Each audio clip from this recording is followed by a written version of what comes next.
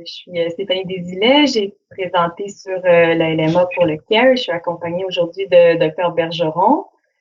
Je ne sais pas si vous voulez vous présenter. Qui est moi, qui est hématologue à HMR avec une pratique centrée sur les leucémies aiguës. Parfait. Donc, on est aujourd'hui présente pour discuter d'un petit peu de certains points qui ont été soulevés suite à la présentation. Une des questions était où on mettait, en fait, à quel endroit le Venetoclax se trouvait là, dans notre algorithme de traitement aujourd'hui. Bon, c'est certain que je pense qu'au Québec, en ce moment, on est un peu limité parce qu'on n'y a pas encore accès. Je sais pas, votre pratique à HMR. Ben, c'est ça. Il est dans le... Où est-ce qu'il est dans l'algorithme? Il l'est quand on a accès. C'est ça le problème, là. Ça devrait être pour les elderly unfit, là, entre guillemets. Mais enfin, au cas par cas, là, on peut l'avoir remboursé. Mais je pense qu'éventuellement, ben, si il s'est remboursé, ce sera pour les personnes âgées ou unfit non traitées. Parce que c'est là que, dans la littérature, c'est là que ça va. Donc, c'est l'indication qu'on devrait suivre là, en pratique. Je ne sais pas si toi, tu l'as utilisé beaucoup, Stéphanie. Pas encore, effectivement, parce que c'est un problème d'accès. On l'a utilisé effectivement dans des cas par cas suite à vos suggestions en pont vers l'allogreffe, par exemple, pour certains patients et tout ça. Mais après, c'est hors indication pour l'instant, effectivement. Je dois admettre que je l'ai utilisé aussi souvent hors indication qu'en indication, là. Mais si je peux parler de notre expérience, c'est que la toxicité de Azaven, je la mettrais intermédiaire entre un 7,3 et une combinaison à base d'aracé faible dose, que ce soit l'ODAC-VEN ou l'ODAC tout seul. Il y a à peu près 40 de neutropénie fébrile avec l'Azaven. Ça veut dire 40 de réhospitalisation. Fait que c'est intermédiaire. Le premier mois, il est très cytopéniant, là, avec une toxicité qui est intermédiaire là, entre ce qu'on appelle les low doses et l'induction classique. Donc ça, faut s'y attendre, là. C'est quand on s'y attend pas là, qu'on peut peut-être se faire avoir. Puis à peu près à l'œil, je dirais que la moitié des patients réussissent à avoir leur traitement en externe, puis l'autre moitié, soit ils sortent pas de l'hôpital parce qu'ils ont fait de la fièvre, puis là sont étiquetés neutropénie fébrile, ou X autres raisons. Là. Fait que c'est un traitement en externe. Le premier cycle pour à peu près la moitié, je dirais, des patients. L'autre moitié, ils sont hospites. Et puis, ouais, c'est ça que je pense que serait le message. Ça arrive. Mais il faut faire des laboratoires 8 heures post. Alors c'est un peu long pour la clinique externe. Là, maintenant, on a un centre de cancéro de jour qui est ouvert de 8 à 8. Et ça, c'est parfait, ça, 6 à 8 heures post prise de Venetoclax pour faire des labos. Fait qu'on le fait beaucoup dans cette structure-là, qui est aussi intermédiaire entre hospice et externe. Ça va bien avec la combinaison Azaven. Ou quand les patients sont déjà à l'hôpital en partant, ben on fait le ramp-up, l'escalade de dose à l'hôpital. Mais oui, c'est arrivé qu'on en parte en externe, mais ça met pas mal de pression sur la clinique externe là, à cause des laboratoires post. Donc, quelqu'un doit les voir puis dire, OK, il peut partir, il peut pas partir. Fait que, mais ça se fait, je pense que ça va se faire de plus en plus. Là. C'est le suivi de la liste tumorale là, qui fait que c'est un peu lourd à partir en externe, mais ça se fait.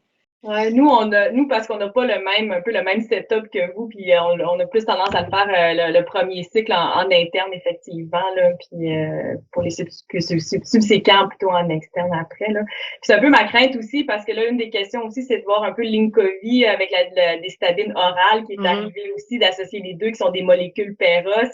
Mais après, il faut pas oublier que, c'est pas encore étudié, puis c'est des molécules, tu sais, ça va être intéressant de voir la différence, mais aussi l'utilisation de ça, il faut pas oublier que c'est par la bouche, mais ça reste quand même des molécules, des traitements qui risquent d'être assez cytopéniants aussi, là.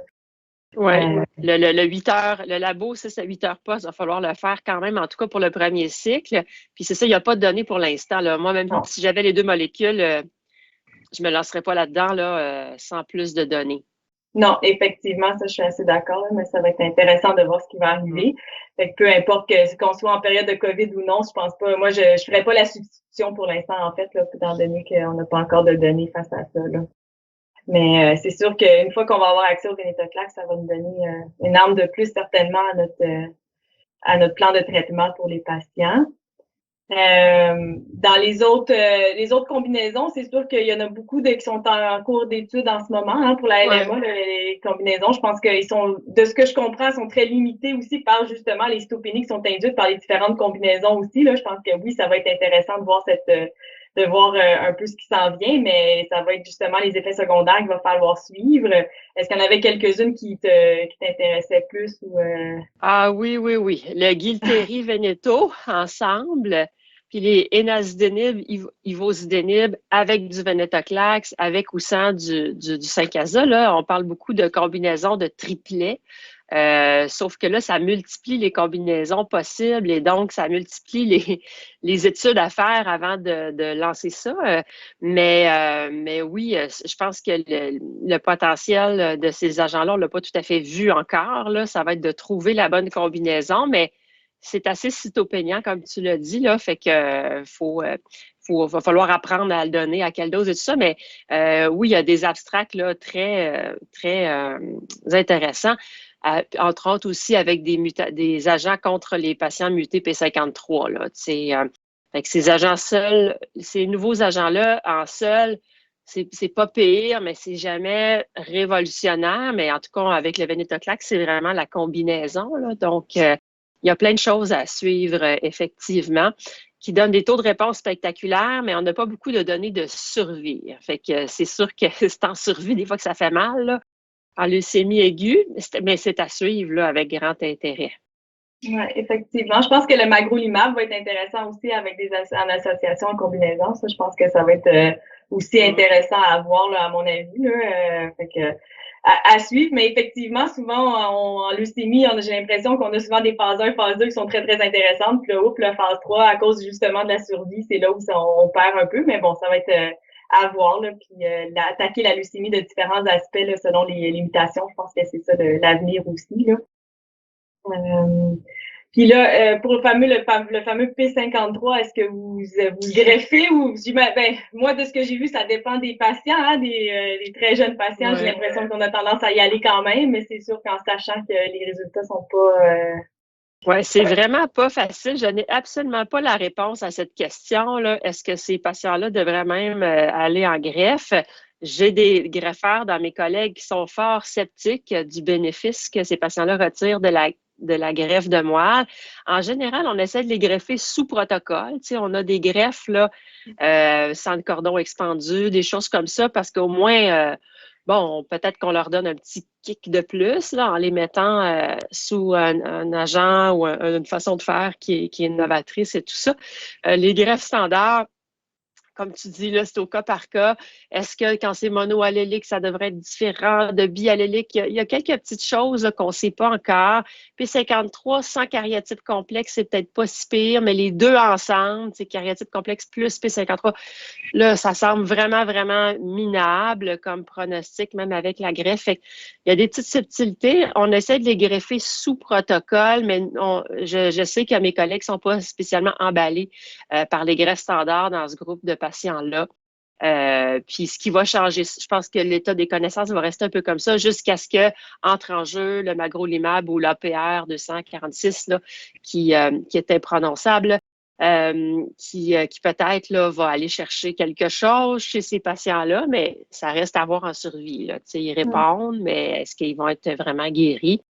Fait que P53, ouais, il y a vraiment une grosse amélioration là, à aller chercher chez ces patients-là. Oui, tout à fait. On avait espoir que le CPX 351 allait pouvoir aider aussi, mais ça semble que ça reste toujours des patients qui demeurent quand même beaucoup plus à haut risque. Là, fait que c'est sûr qu'il y a effectivement un grand vide à combler. Là. Puis finalement, si on peut pas passer à côté de la COVID, ça nous a tous affectés, vous particulièrement à Montréal, nous aussi au CHU. En termes pour nous, je peux dire que ça n'a pas changé notre traitement de la LMA. Les patients qui arrivent en LMA sont souvent urgents, sont malades, il faut réagir très rapidement. Fait que je pense que notre prise en charge, elle n'a pas changé. On n'a pas choisi de traiter certaines personnes ou de ne pas en traiter à cause de la COVID. C'est sûr que c'est une réalité qu'on a avec les lits et tout ça, mais je pense que, en tout cas, pour nous, ça n'a pas trop changé. Je sais pas de votre côté à vous, là. Ouais. Mais il y a des patients avec qui on proposait peut-être un traitement palliatif, mais avec hésitation. Ça a des fois fait pencher la balance en faveur de l'abstention, là, surtout pendant la première vague, où est-ce que être admis à l'hôpital avait une chance sur deux d'y contracter la COVID et d'en mourir, là. Fait qu'il y a des patients qui ont décliné là, du Vidasa, auquel on croyait plus ou moins de toute façon. Fait que ça a pu faire pencher la balance là, vers des choses qui avaient moins de visites à l'hôpital. Mais c'est minime, là, c'est quelques patients là, qu'on compte sur les doigts de la main. Les autres, ben, comme tu dis, c'est urgent, fait qu'on a procédé. J'ai eu des patients qui se sont infectés, ça a retardé leur traitement. Bon, des choses comme ça, là, comme tout le monde en hémato-onco a pu vivre. Là, puis ça a surtout changé la disponibilité de personnel et de lits parce que les ressources là, sont ailleurs. Il y a beaucoup de congés de maladie à cause qu'il y a des enfants qui ont le nez qui coule. Ça a accru la pénurie de personnel. Fait que ça a rendu tout plus difficile. Là. Ça a serré encore un petit peu plus là, l'arrivée des ressources, mais surtout en termes de manque de personnel. Fait que on craint encore ça. On n'est pas tout à fait sorti. Là. Donc, c'est pas au niveau tellement de la trajectoire individuelle là, de un patient, mais plus l'organisation globale des soins qui en a un petit peu souffert. Là. Donc, bon, ça va se replacer, mais plutôt tranquillement, je pense. Oui, effectivement. Ben, parfait. Ben, je pense que donc ça fait un peu le tour. Est-ce qu'il y avait des choses à rajouter, Dr Bergeron, sur les nouveautés en LMA ou Ah, c'est vraiment plaisant là, d'avoir plein de choses à dire sur les nouveautés en LMA parce que, tu sais, on a connu l'époque où il y avait même plus de sessions à l'âge là-dessus, là, tellement c'était ennuyant. Fait qu'il y a vraiment une explosion. Fait qu'on va souhaiter que les études à venir, là, il y en ait, qu'on puisse y participer, puis qu'elles soient bien faites et que la machinerie d'approbation après et de remboursement de toutes ces nouvelles options-là suivent la cadence là, pour aider nos patients. C'est sûr que il y a bien des affaires, des fois, décevantes en phase 3, ou, mais je pense qu'il y a quand même euh, un grand pas là, qui a été franchi là, sur les options thérapeutiques, à propos des options thérapeutiques là, depuis les 5 dernières années. Là, puis c'est pas en train de s'arrêter. Là. Et que je pense qu'on le voit pas là, quand on a le nez collé dessus, mais on va faire, puis on fait des gros progrès. Là, fait que c'est bien intéressant. On va rester à l'affût. Tout à fait. Ben, merci beaucoup, Dr Bergeron.